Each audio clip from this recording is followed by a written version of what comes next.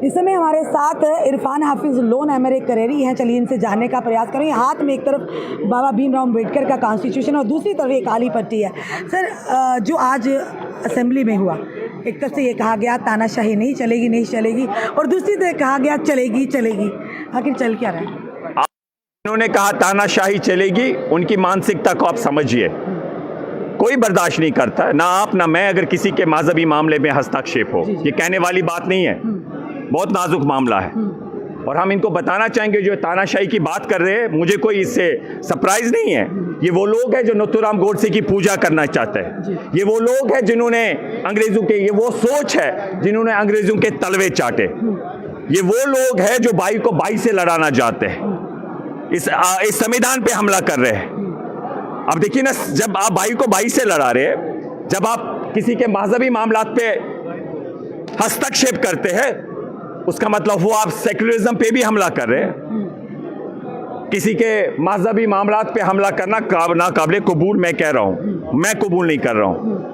ना ही करेंगे और लड़ेंगे, हर संभव कोशिश करेंगे। उसके साथ साथ फेडरलिज्म पे हमला, जो रूह है इस आईन की, एक स्टेट को आप यूटी बनाएंगे और वहां के आवाम को पूछने के बिना। और ऑनरेबल सुप्रीम कोर्ट ने कहा, और इन्होंने कहा उधर एट द अर्लीस्ट, तब से कितने साल हो गए? तो आपको नहीं लगता फेडरलिज्म पे हमला है, रूल ऑफ लॉ पे हमला है? और आप समझिएगा इस बात को, democracy is not about numbers. Democracy का बहुत बियॉन्ड माने हैं, वसी माने हैं, और ये नंबर गेम्स पे ये सब कुछ कर रहे हैं। क्या इन्होंने डेमोक्रेसी ट्रांसपेरेंसी लानी थी? बताइए ना, कहां पर है ट्रांसपेरेंसी? आप क्यों नहीं पूछते इनसे कि जो वहां पर आप कहते हैं कि 5 साल तक जो व्यक्ति पहले होना चाहिए इस धर्म से, इस्लाम मुस्लिम होना चाहिए, फिर देखा, मान लीजिए आप कल आपकी कोई संपत्ति है, कोई चीज है, आप डोनेट करना चाहते हैं, ये कौन है आप पे रोक लगाने वाले? सही बात है, दिस इज वायलेशन। तो फिर इसमें कहां से गरीबों की बात आई? और जमीन, सरकार और जमीन के वक्फ के बीच डिस्प्यूट होगा तो इनका नियुक्त किया हुआ या डिस्ट्रिक्ट कलेक्टर फैसला लेगा, और हम सिविक, इनकी नजर जो है बैड इंटेंशंस है। सिर्फ वक्फ बोर्ड में अमेंडमेंट ही क्यों, बाकी और भी तो बोर्ड है।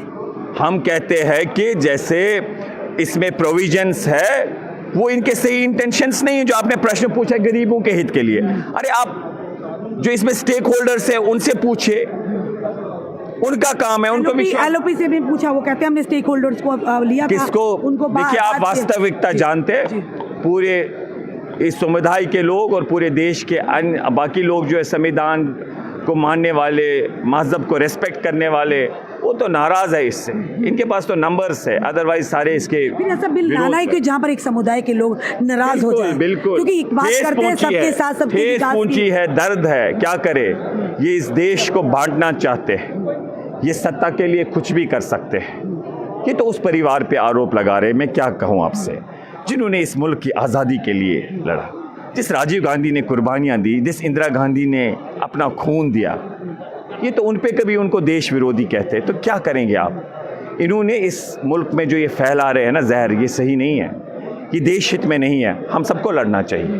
पर अभी आपने अंदर स्पीकर साहब से कहा कि कंसीडर कीजिए, पर वो भी समय नहीं दिया गया इस पर। वो देखेंगे, वो क्या फैसला उनका होगा, लेकिन हम अपना दर्द जो है, अपनी बात जो है, अपना मुसीबत जो है, जो दुख है, उसे सामने रखेंगे और हर संभव कोशिश करेंगे। बहुत धन्यवाद।